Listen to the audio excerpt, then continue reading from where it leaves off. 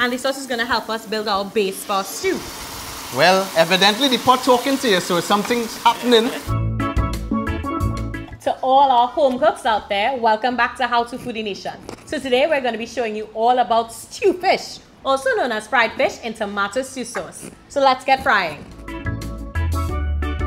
So we need top quality fish, obviously, to do this dish. Can't be done with basic fish. We gotta get the best of the best. That's why we went to the Pioneers Seafood Enterprises Limited. They have a range of different seafoods. I mean, shark, squid, kingfish. Basically, I mean, you they have name everything. it, they have it fresh and frozen. And they have 5 locations where you can get everything. So, we're using what from them today? Using kingfish today. Okay. And it's a beautiful, beautiful fillets, as you can see. They're huge. And it's perfect for, especially for Lent period. So, I pretty much give them a slight wash already. Yeah. So you got that nice little shine on top of them. And you dried them off, right? I pat them with napkins just to remove any excess water or fresh water from inside there. Okay. So you pretty much have this inside your freezer. You put it out at any time. And you make great for baking fillets. But in this case, we are frying it today. So you ready to do this? Yes, sir. To season it up. So we're going in with some black pepper. And black pepper is always important when dealing with seafood, especially kingfish. Okay. Helps to quell some of the freshness inside there. Right. And forms the basis for any seasoning, anything here in the Caribbean. And for our meats or any type of a seafood. So black pepper and salt goes inside here. I'm going to use some thyme flakes. Okay. And some paprika. So you're going to get a little bit of color and some smokiness from the paprika inside there coming through. Right. So I'm going to start to gently mix this up. Massage it up and make sure it's all over. Get it all inside there. I need some green seasoning inside there. Certainly. All right. Meanwhile, while you're doing that, green seasoning, as you know, we made that on the show already. And the link below, check it out to see how to make some good old Caribbean green seasoning. That quells any flavor that you may get from freshness in terms of seafood, but it really does help. And it has garlic, onions, all that great seasoning inside there. Packs a punch. We're going to be also using the lemon juice. Lemon juice that we also got at Seafood Enterprises Limited. Actually, it's lime juice. So it's a lime juice cocktail. Right. Excellent for drinks also. And important when we put it in fish. For fish. The thing about it is that this is also distributed by them. Works well in a myriad of dishes, and I use it a lot in Asian cuisine. But here, obviously, in seasoning fish, a little bit goes a long way. So about 2 tablespoons inside there. You just eyeball it. And eyeballed it, exactly. All right? So what I'm going to do now is to get my hands inside there. And you want to be very gentle with the fish. You want to rub all those seasonings all over it. Okay. Because fish tends to be very tender. You don't want to damage the integrity of fish on the whole because it would break apart on you. Yeah, especially when you're using something like limes. The acidity in limes breaks down the quality. It does and break texture. it down. It does break it down. You know, like when you do ceviches, it actually helps to cook it and break it down. It cooks it a little bit. So you got to be gentle. So you're going to season it up nicely like that. So pretty much you get that nice color. And check that out. You get all the flavors coming through inside there. You see the black pepper, the salt, the paprika, the thyme, and of course that green seasoning. It smells beautiful. So, Kezzy, what I want to do is allow this to marinate for about 15 to 20 minutes. Right. And then we're going to start to fry these up. Well, go and wash your hands now. All right, all right. Okay, fish done. Right. Time to fry up. You want to do the battering for me? I mean, I was hoping you would ask. Batter up. Okay. Thank you. So, pretty much I have the oil on the stove right now. Right. Bringing it to a high temperature. I'm looking at about 350 degrees Fahrenheit. Okay. Let's talk about the batter. So we have some flour inside of a bag. Sure, you can batter the traditional way. I'm going to show you a little tip and trick here right now. Easy business. So flour goes into the bag. Right. I'm going to add some paprika and thyme flakes inside there. So you can see Kezzy doing that. Pretty much any spice you're passionate about. So you could add chili inside there, parsley, whatever the case may be. Shake it up to distribute it. Salt, black pepper, anything. Cinnamon, it's up to you. However you like it, put it in there. Season it up nicely. If you want to get really adventurous, put a little bit of corn flour inside there too. Really great to get a crispiness. Tips and tricks.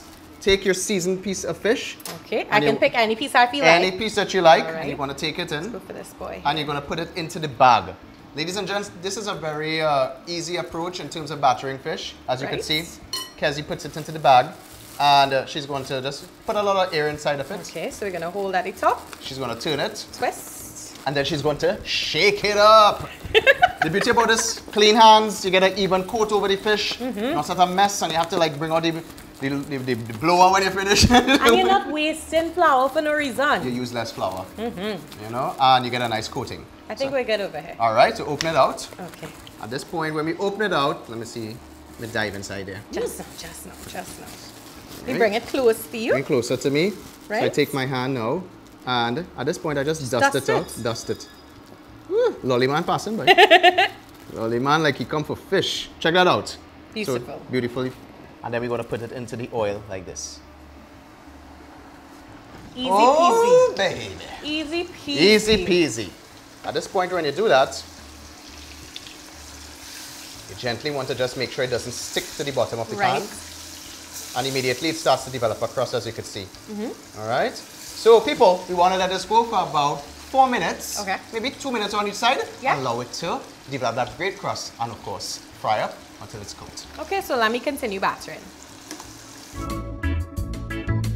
So it's a sequential process, obviously, you know. Season up the fish, batter the fish, fry the fish. Now we're going to do the most luxurious part. Stew. We're going to make the sauce. Yeah. Pot on medium to high heat. Cassie, you want to go in with the oil inside there? Okay.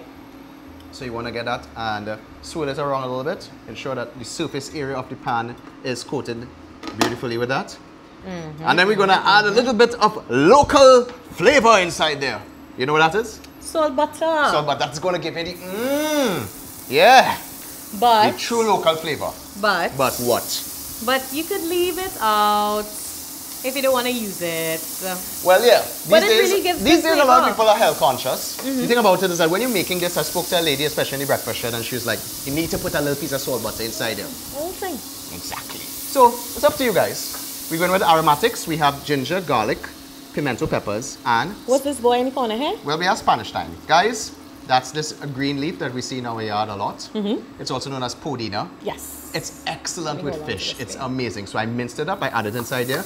You can use fine thyme also, but there's something beautiful about using Spanish thyme. So this is the leaf and what it looks like. So we had it inside there. There you go. Beautiful. So you want to mix that up. All right. Let me add some julienne onions. When I say julienne onions, that's a specific type of cut of the onion, those long strands. Check out our cuts video. You would see all these cuts and these different measures and, you know, how we fabricated all of these vegetables. So we go in onions inside there. Mix it up nicely. And so it's smelling good, right? Yeah.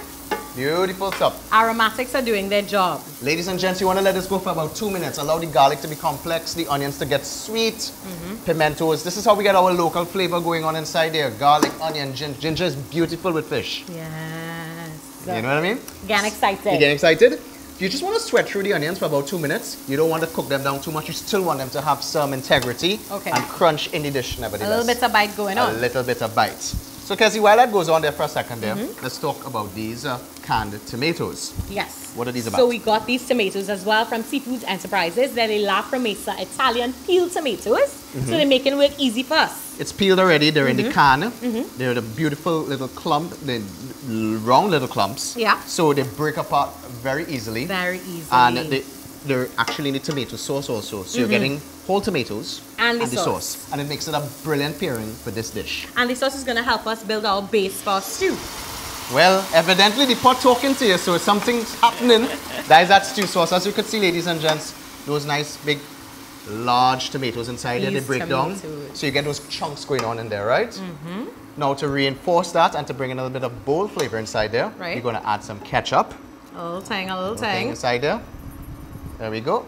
Try not to get it all over now. Well, you know, hopefully one day I'll catch up to you. Mosquitoes. All right, okay, all right. I don't know why you always do that. I don't know I like why my you're stale jokes coming here, with you these know? stale jokes. Listen, it's Lent. I'm trying to behave a good boy. Please. Okay, you realize my decorum is on. Let's get back to it. Okay. We have some water inside here. Okay. To that, what I want to do is add some soy sauce. Okay. So we're starting to build our sauce together. Okay. To that, we have oyster sauce also. It is optional. I like oyster sauce with my fish, particularly. I mean, it makes sense, right? You get it. The oyster has those seafood profiles, I find. So it brings a lot of nice, fresh earthiness to the dish. It makes it rich. Exactly. So I'm going to put that inside here. Beautiful. Now, to that, I'm going to take a little bit of brown sugar, and this is going to sweeten up the dish. All right. At this point, we're going to mix it in together like that. When you mix it in like together, take this now. Right. And I'm going to pour it inside here. So immediately, our sauce is starting to build now. You have the tomatoes, the complexity of the tomatoes, the bold flavor of the ketchup inside here, the oyster sauce, the sweetness of the sugar, the saltiness from the soy sauce, our crunchy onions, the great aromatics, the ginger, the garlic. So ladies and gents, tomato stew sauce, quintessential favorite when it comes to like Trini style stew fish going on. And to be honest with you, apart from just doing fish, you could fry other aspects of maybe shrimp. You could put it inside here. You could try the calamari that seafood enterprises have also. or just different types of fish. We Pretty use much. kingfish, but you could use other different types. Shark works well also inside there. So I Yum. mean, get creative. We used kingfish today. Seafood Enterprise has a wide variety They of do. seafood, They and it's do. available throughout the course of the year. Kezi, at this Yes. point, you want to let this come to a boil. Okay, we're leaving this uncovered. Leave it uncovered. Okay. And you're going to let it simmer for about 3 minutes. The sauce is going to come together. And then we're going to put in our fish in a little while. So, Okie dokie. we've got about 3 minutes. So you can see the sauce is starting to tighten up a little bit. Yes. It's beautiful. You've seen all the specks of the ginger and garlic in there. So we're going to add some color inside there. We have some green sweet peppers and some Okay. red bell peppers. You can add yellow inside there. It's up to you. I'm adding them closer to the end because I want them again to keep their crunch. Right. So That's it. not soft and mushy. Nah, we don't want that fat. Put them in the beginning, they would have cooked down too much. Right. At this point now, our beautifully fried fish that we did earlier on, we take them and gingerly, not that ginger, but put them in and sew them, nestle them inside there. Yeah, see that, right? Beautiful. Put them inside, just how beautiful that looks. Lovely. All right, and I want you to just start to like, move them around a little bit. Give them all space in here. Give them all Right. space in there. And you want to let them cook for maybe about 3 minutes on each side, 3.5 minutes. It is cooked already. And then she's going to flip them over and allow them to cook on the other side. By that time, the sauce will thicken up together. We're going to have this nice rich gravy, the sauce, the stew sauce, whatever you want to call it. So ladies and gents, we're looking at about 3 to 5 minutes, flipping once along the way. And then we could eat. Of course, yeah.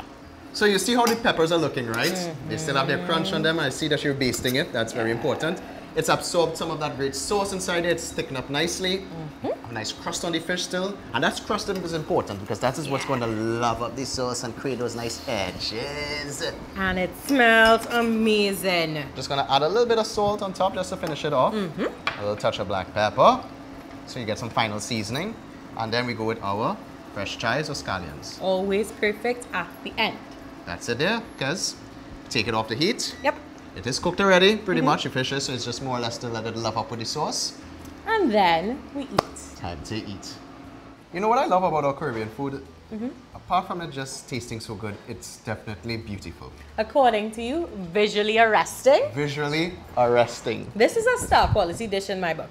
It's very simple to make. I mean, you have your fish, we have fish locally here, Seafoods Enterprises Limited, we fry it up, make this beautiful sauce, Yeah. tomatoes from them, our Yeah. peppers, a soy sauce inside there with sugar. It's not hard, it's not even very costly to execute. And it still looks like a dynamite dish in terms of, you pay top-notch quality price for this in a restaurant. Of course. My question for you is, what you eating this with? Boy, it is what not to eat it with. Provision definitely is a favorite of mine. Provision is a must. Dasheen, yam, cassava. I even say maybe breadfruit. A nice roast breadfruit. That sauce, when I see that just rub off on a cascade. It could be a vibe. It could be a vibe. But I mean, tell us, what else would you like to eat this with? Yeah, tell us in the comments below. Pretty much, maybe homemade bread and suck up some. I don't know, I just thinking homemade bread, maybe like Maybe some hops. your regular rice. But you know what? If you're not adventurous. Let me not fantasize about that. Let's fantasize about what we have in front of us. Let's actually taste it. Okay. So I'm going to take out a beautiful piece here right now. You're sharing with me? I'm sharing with you, Kezi. Today is the Oh, one gosh. first time we'll be sharing. You're sweet. Look how beautiful that is. That beautiful. Gorgeous. I mean, and I must say the kingfish from Seafoods Limited, they held up pretty well. Smells so good.